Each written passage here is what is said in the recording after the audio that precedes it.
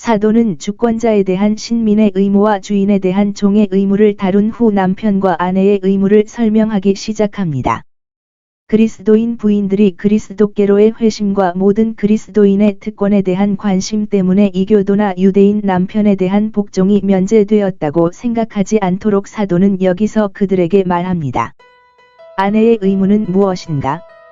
자신의 남편의 의지에 대한 애정 어린 복종, 그리고 정당한 권위에 대한 순종으로 의무를 다하는 행위는 말씀을 거부한 불순종하고 믿지 않는 남편을 얻는 가장 가능성 있는 방법이 될 것입니다.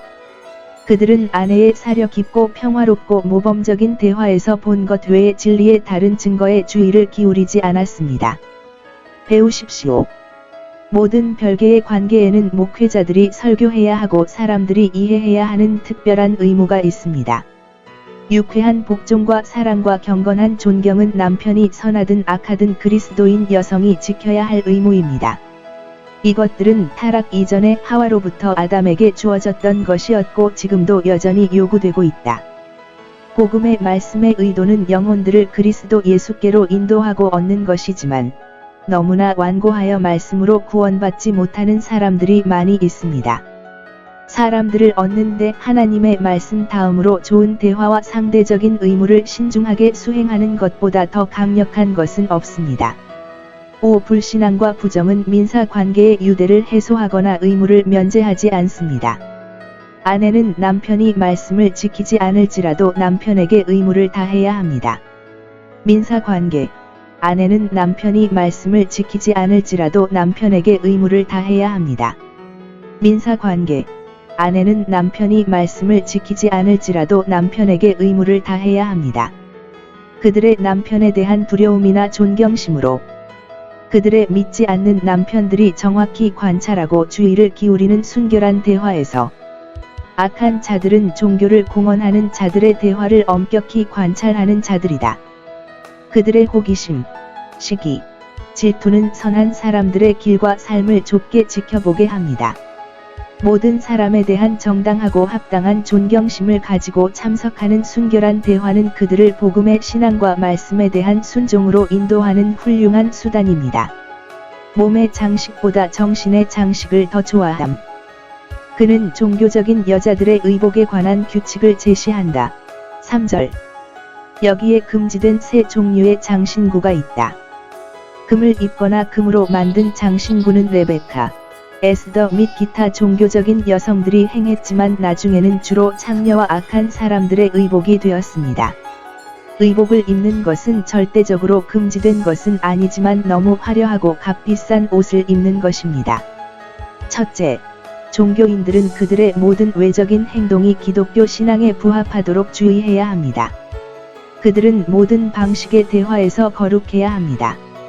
둘째, 몸의 외형적인 장식은 매우 자주 관능적이고 과도합니다. 예를 들어, 그것이 과도할 때, 그리고 세상에서 당신의 학위와 지위를 뛰어넘을 때, 당신이 그것을 자랑스러워하고 부풀릴 때, 당신이 다른 사람들을 유혹하기 위해 디자인으로 옷을 입을 때, 당신의 의복이 너무 풍부하거나 호기심이 많거나 불필요할 때, 당신의 패션이 환상적일 때, 최악의 사람들의 경솔함과 허영심을 모방하고 그들이 무례하고 무자비할 때, 음녀의 옷차림은 결코 순결한 그리스도인 부인이 될 수 없습니다. 그는 몸의 외형적인 단장 대신에 그리스도인 아내들에게 훨씬 더 훌륭하고 아름다운 단장을 하라고 지시합니다. 4절.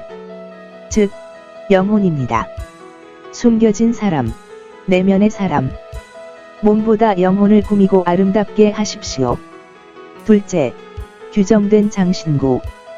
그것은 일반적으로 영혼을 아름답게 하는 썩지 않는 것이어야 합니다. 하나님의 성령의 은혜와 미덕. 몸의 장신구는 나방에 의해 파괴되고 사용 중에 소멸됩니다.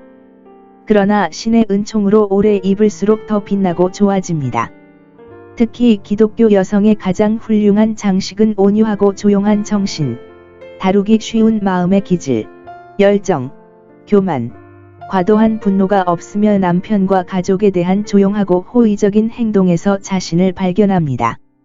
남편이 가혹하고 종교를 싫어한다면 사도가 이 지시를 내린 이 좋은 아내들의 경우였습니다.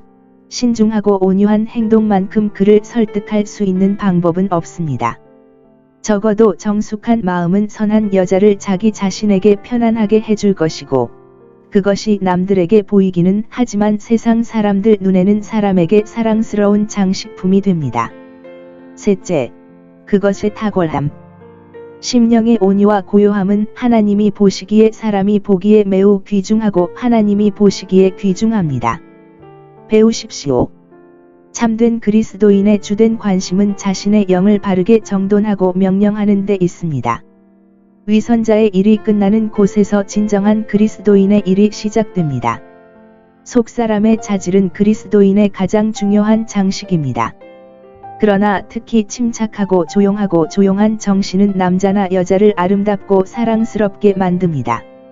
그리스도인 아내의 의무는 본질적으로 어렵기 때문에 사도는 다음과 같은 모범을 통해 의무를 강조합니다. 그들은 옛날에 살았고 그들에게 정보를 줄 지식이 적고 그들을 격려할 본보기가 적었지만 모든 연령대에서 그들은 이 의무를 수행했습니다. 그들이 하나님을 의뢰하고 사람에 대한 자기의 도리를 저버리지 아니하였나니 너희에게 지워진 도리 곧 안정과 남편에게 복종하는 것은 새로운 것이 아니요 가장 훌륭하고 아름다운 여인들이 행한 것이니라. 세상에 남편이 어디로 가는지 알지 못하고 갈대아 우르에서 갈대에 그를 따르며 그를 주라 칭한 사라에 대하여 그로 인해 그에게 존경심을 보여주고 그녀에 대한 그의 우월함을 인정합니다.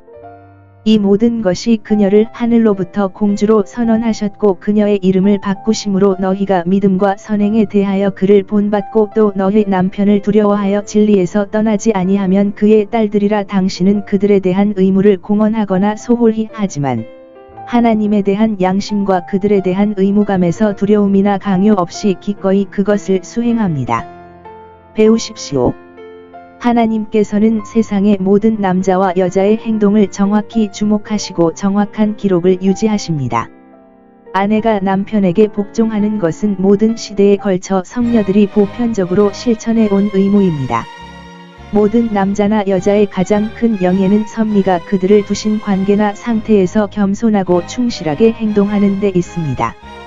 하나님은 그의 종들의 영예와 유익을 위하여 그의 종들의 좋은 점을 주목하시지만 허다한 결점을 덮어주신다. 그녀의 미덕이 칭찬받을 때 사라의 불신앙과 조롱은 간과됩니다.